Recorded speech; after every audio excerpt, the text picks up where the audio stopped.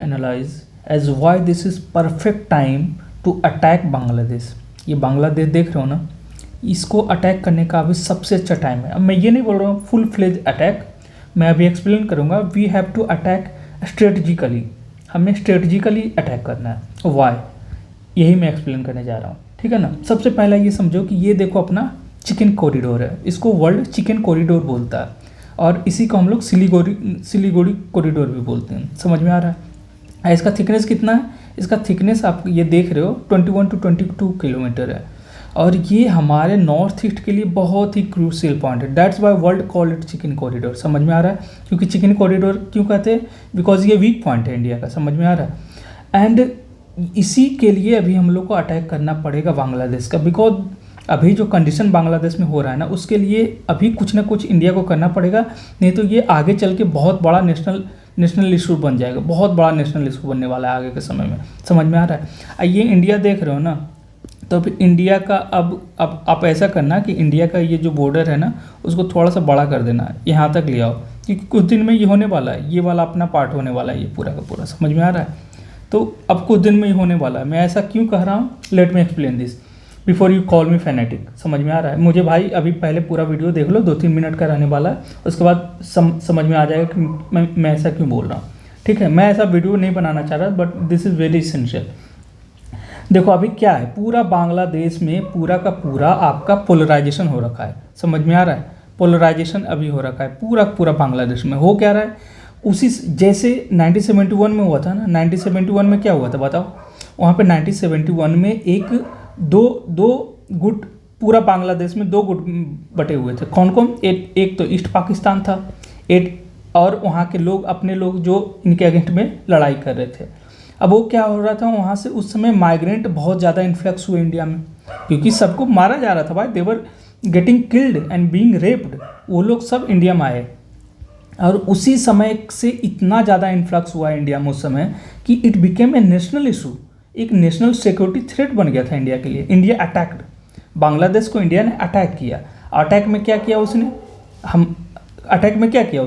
Attack में उसने एक नया कंट्री को जन्म दिया, बांग्लादेश।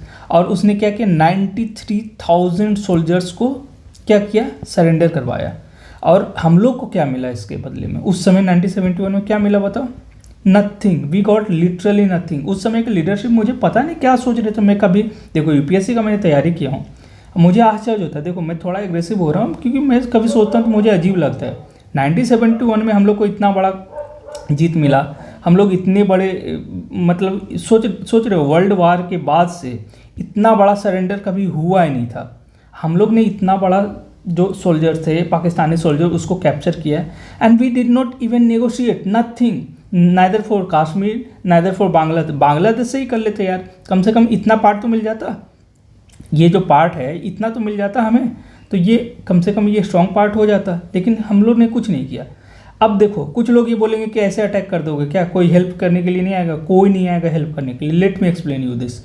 अगर मानो कौन आएगा हेल्प करने के लिए? चाइना बोल रहे हेल्प करने के लिए आएगा। चाइना कैसे आएगा बताओ? ऐसे ही आएगा ना चाइना। यहाँ पे क्या, ये यहाँ पे ये अपना अंडमान निकोबार पे जो नेवल बेस है वो किस लिए रहेगा? और चाइना आ ही नहीं सकता। अगर चाइना आएगा तो हमारे पास क्या है? ताइवान कार्ड, तिब्बत कार्ड, हम लोग खेलेंगे ना, उसको ऐसे थोड़ी रखें। फिर दूसरा क्या सोच रहे हो कि यूएसए आ जाएगा? यूएसए कैसे आएगा भाई?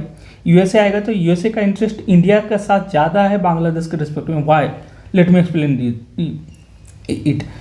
पहले बात देख समझो कि अगर इसने सपोर्ट किया बांग्लादेश को, we will openly support Russia against Ukraine, we will openly support it. समझ में आ रहा है। दूसरा पॉइंट ये है कि कभी भी USA will not try to antagonise India completely. क्यों मैं ऐसा बोल रहा हूँ? क्योंकि India is the only country in this region to counter China. समझ में आ रहा है। चाइना को कौन काउंटर करेगा बताओ? जापान करेगा क्या? साउथ कोरिया करेगा? कौन काउंटर करेगा चाइना को?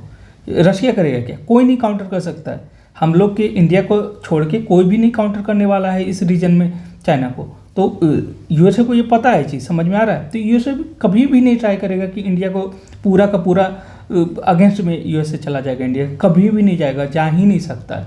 समझ में आ रहा है। तो इस रीजन से कोई नहीं आएगा उसका सपोर्ट में। और जब कोई भी नहीं सपोर्ट में आएगा तो हम लोग को स्ट्रेटजिकली अटैक करना है ना भाई, कैसे भी करो अटैक करो ना करो मुझे मतलब नहीं है, मुझे अभी इतना पार्ट से मतलब है। सब पूरा कंट्री को अभी यही चाहिए भाई, ये बहुत ज़्यादा क्रूशियल, नहीं तो ये पता है समझ में आ रहा है, ये धीरे धीरे इसके लिए खतरा बन सकता है।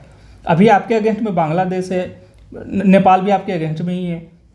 अब सोचो कुछ अगर चाइना ने बहुत ज़्यादा अपना धाक जमाना शुरू कर दिया, यहाँ इन्वेस्टमेंट करना शुरू किया बांग्लादेश में, फिर यहाँ पे नेपाल में भी इन्वेस्टमेंट करना शुरू कर दिया, और ये बोलेगा कि मैं अपना यहाँ का जो इन्वेस्टमेंट है उसको बचाने के लिए अपना सोल्जर भेज रहा हूँ, आप क्या कर लोगे बताओ?